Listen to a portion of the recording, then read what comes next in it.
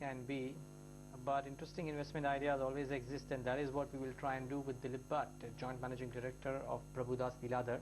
He joins us right now on the show. Do we have Dilip? Yeah, I think we do have Dilip. Dilip, good having you. Thanks so much for joining in and taking the time out. I remember a conversation maybe a month or a couple of months ago, Dilip, and you firmly believed that we could well see a pre-election rally. Are we done with the rally yet, or is there more steam left? Well, I think the pre-election rally has really come up a bit too early. So, and it has really moved up very swiftly and very smartly. It has gone up. So, I think probably it will remain possibly at these elevated levels, possibly give and take 100 points here and there. But possibly, at least till the run-up to the election, I don't think that there's going to be any major disturbance to that, unless and until our course is completely derailed by international events, which I don't think that will dominate as far as the Indian markets are concerned. So surely, I think the pre-election rally possibly is going to continue for some more time. But I still believe that most of the things probably are done. We may still go up to around 6,700, 800 pre-election, but otherwise most of the thing is already reflected out over here. Dilip, afternoon. At this juncture, how comfortable would you be holding banking stocks?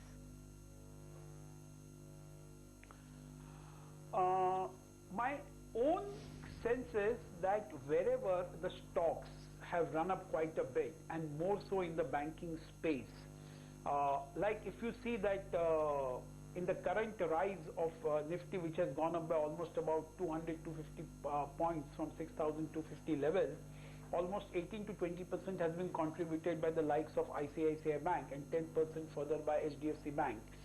So I think where the stocks have really run up, especially like ICICI Bank, Axis Bank, I would prefer to book at least partial profits and stay out of those stocks, and at least keep some amount in cash.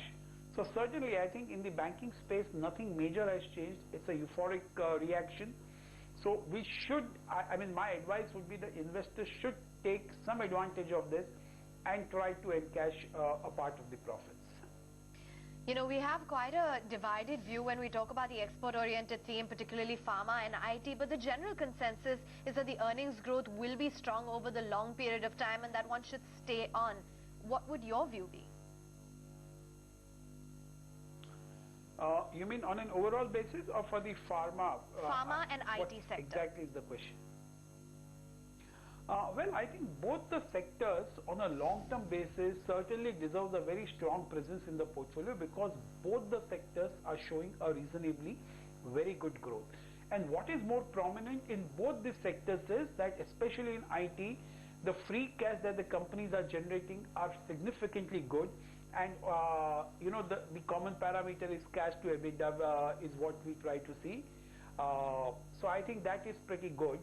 So plus the ROEs are also pretty good in IT sector, and even in pharma sector the export is expected to be good, the demand is expected to be good, and even most of these companies are throwing a significant amount of free cash plus a very reasonably good ROEs. So I think both the sectors, without any doubt, in the long term should be present in your portfolio, both from the defense as well as giving a proactive returns. Dilip, you know, you come out with a lot of these unknown names, which, or lesser talked about names, which have a strong growth potential. Anything that you've looked at the last 1.5 months since we last spoke that you think could do very well over the course of the next 1 year? Neeraj, you know what, I would prefer to, as we run into elections and as what we have seen, that even when the FIs are putting the money, it is the same select 20-25 stocks which where the money has come in. It's a different story that the markets have started reacting in a slightly different way, and there has been a little more broader participation. But for those stocks to really move up, there has to be a good follow-up, support and buying, which is what probably a lot of people are feeling might happen. I'm not too sure about that. But coming back to the lesser known names, I think it is better to be a little more cautious, Neeraj, from the current levels.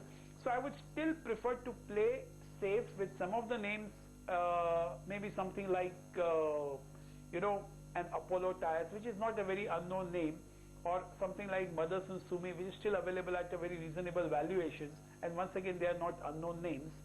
I would still prefer to go with something like a Cummins or something like an Alstom.